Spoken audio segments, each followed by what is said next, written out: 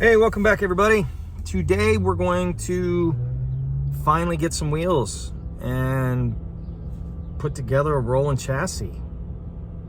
Formally a rolling chassis, like final assembly, right? So went to Cincinnati, I visited Forgeline, I got to walk through their shop, I met David Schardt. I was unable to document all that with video. Wasn't quite something that I think he was cool with, and I certainly didn't want to impose.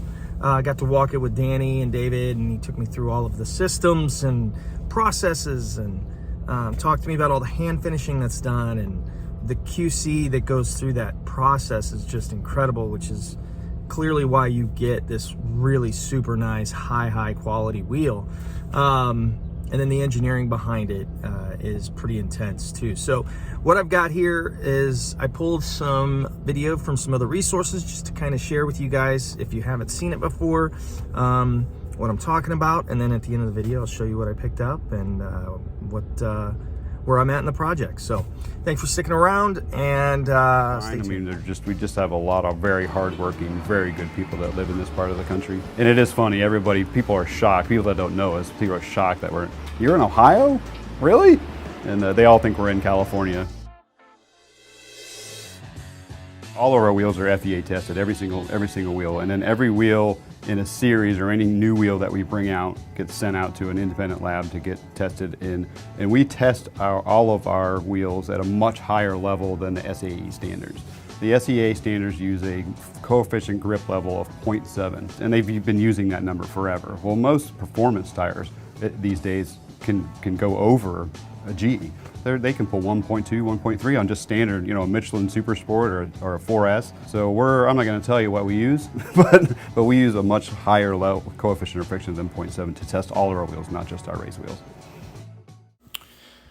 So it was really cool walking through with David because he got to explain everything to me in his process. Once they design and test whatever wheel it is they're working on, then they'll write the program for it for the CNC machine.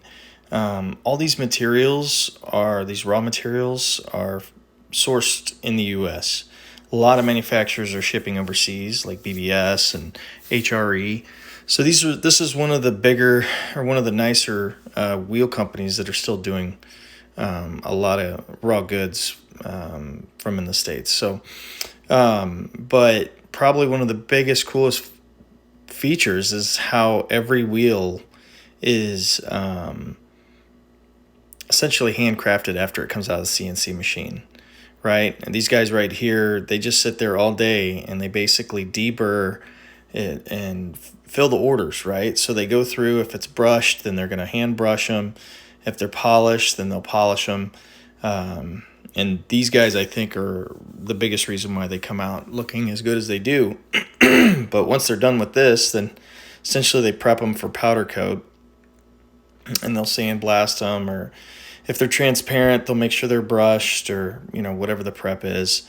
All their powder coating is in-house, and I've done powder coating before. I've owned a powder coating business, and it's incredibly difficult. Trust me, it is incredibly difficult to retain some high level of quality. So kudos to them for their processes and what they can get away with. So here also got to see the GT3 Corvette wheel that they're doing for Corvette. So check it out. Pretty cool that they're working with some of these big companies, big teams. Yes, GA3R has been done so many times, but for good reason. These are the coolest wheels, I think, out there. So big old 7-inch step lip, so many wheels, fresh tires, big 335s on the rear. Anyways, let's get them on this chassis and roll it out into the light and see what it looks like.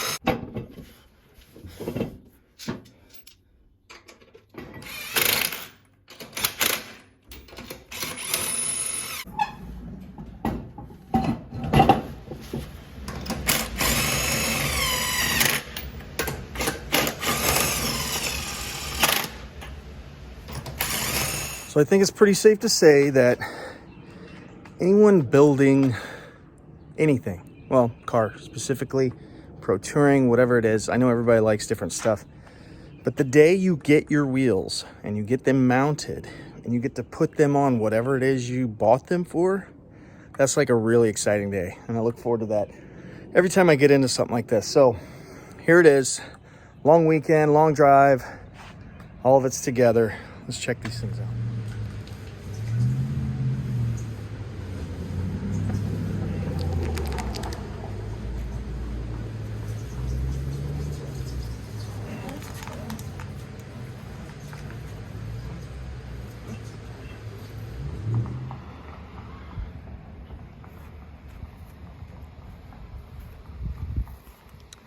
This thing's bad to the bone. Look at that.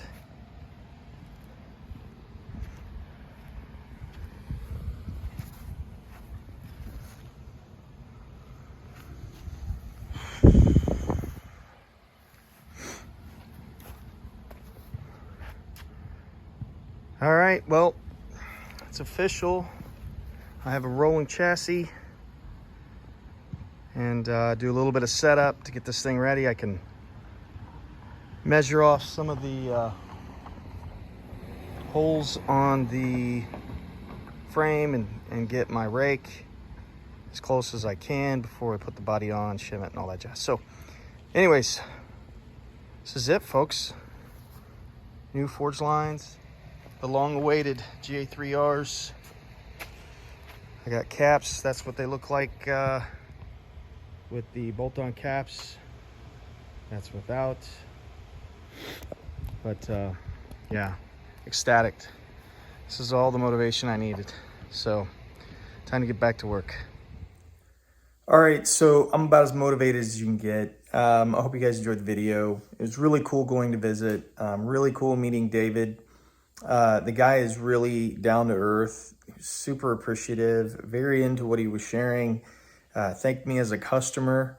You know, I'm not, you know, I know I'm building this cool car and everything, but I don't have 2, 3, 4 of them. I'm not some real wealthy guy that just, you know, budgets for Forgelines, you know, 2, 3 times a year or something like that. So he treated me like, you know, any other customer. I want to thank Danny for his hospitality and letting me crash on his couch and taking me to Skyline, which I think I'm done dealing with. So thank you for that experience. Marshall and Brian for hanging out Friday night. So super motivated. I'm already making progress on the chassis and can't wait to keep sharing with you guys. So thanks for watching. We'll see you on the next one.